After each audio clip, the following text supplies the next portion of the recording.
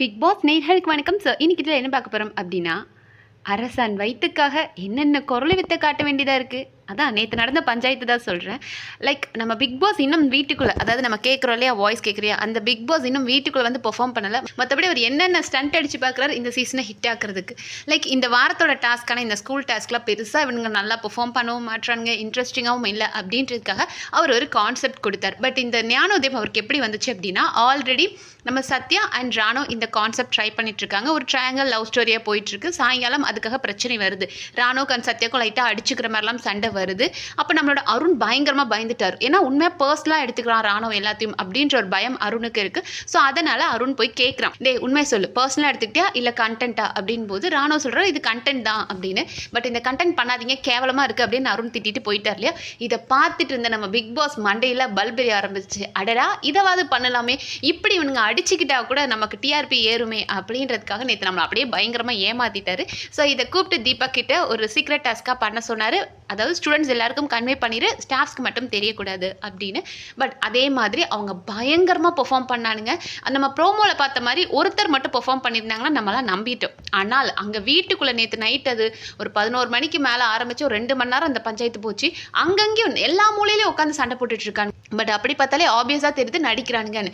இப்போது இங்கே ஒரு இடத்துல நம்மளோட சத்யா அண்ட் ராணோ சண்டை போடுறாங்க. அதை வச்சு சௌந்தர்யா அண்ட் ரயான் வராரு. அதுக்கப்புறம் பவித்ரா சத்யா மறுபடியும் வராங்க. ஸோ இப்படி ஒரே கிளம்ஸியாக இருக்குது. நாலா பக்கமும் சண்டை போடுறாங்க. ஒரு பக்கம் நம்மளோட முத்து ஒரு அமைதி போராட்டம் பண்ணுறாரு. ஏன்னா முத்துவுக்கு தெரியும் அவரோட கேரக்டர்லேருந்து அவர் கொஞ்சம் மாறினாலும் ஈஸியாக கண்டுபிடிச்சிடலாம். அவர் ரொம்ப அமைதியாக ஹேண்டில் பண்ணுறவர்.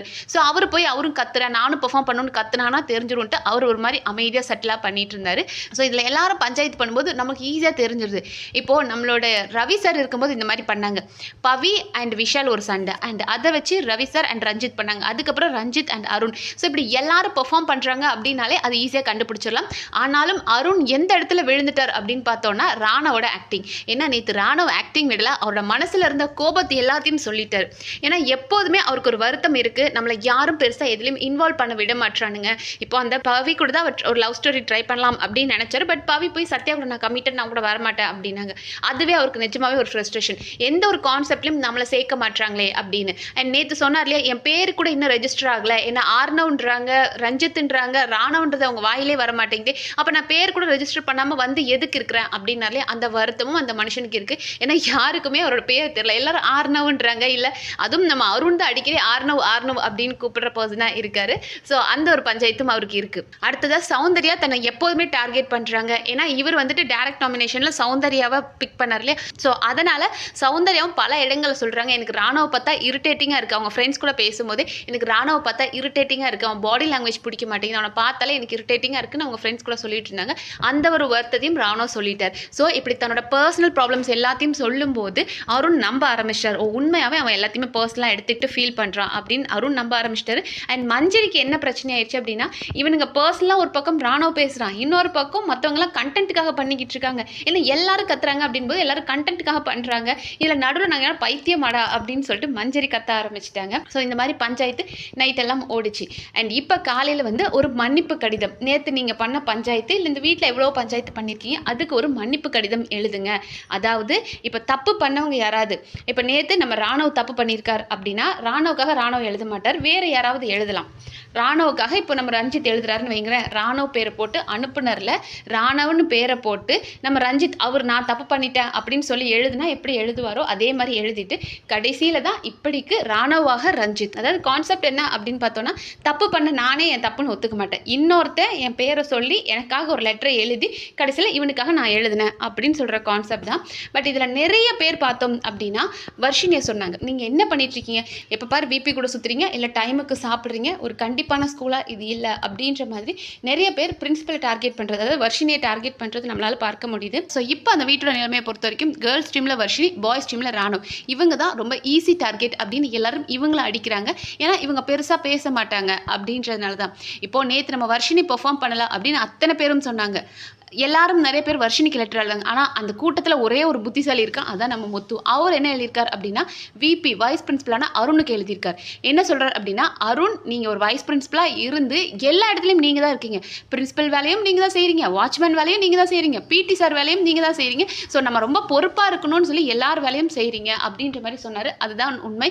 ஸோ அருண் என்ன பண்ணுறார் அப்படின்னா, இப்போ பிரின்சிபலாக வர்ஷினி ஒரு பனிஷ்மெண்ட் கொடுக்க போனாங்கன்னா அருண் இருந்துட்டு, மேடம் மேடம் வேண்டாம் மேடம், நம்ம ஸ்டூடெண்ட்ஸ்கிட்டே நம்ம தான் மேடம் கனிவாக இருக்கணும், இருங்க மேடம் நான் பார்த்துக்கிறேன் அப்படின்னு அருண் பேசுறாரு.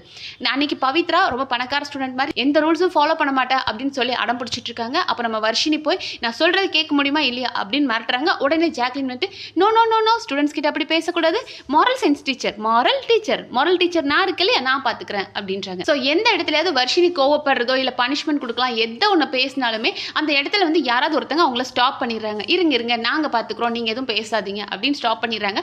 பட் அதுதான் வர்ஷினி பண்ணுற தப்பு. மற்றவங்க என்ன தன்னை ஸ்டாப் பண்ணாலும் நான் பிரின்சிபல், நான் சொல்கிறத நீ கேட்கணும், நீ சொல்கிறத நான் கேட்க மாட்டேன் அப்படின்னு சொல்லிட்டு அவங்க ஒரு டெசிஷன் எடுத்துருக்கணும். பட் அவங்க அதை பண்ணவே மாட்டுறாங்க. யார் என்ன சொல்லாமல் அழகாக இன்ஃப்ளூயன்ஸ் ஆகிடுறாங்க. அதனால எல்லாரும் சேர்ந்து பிரின்சிபல் அடிக்கிறாங்க. பட் முத்து மட்டும் அதை புரிஞ்சுக்கிட்டு அருண் கொஞ்சம் ஓவர் டூ பண்ணுறாரு. எல்லாரோட சார்ஜும் அவர் எடுக்கிறாரு.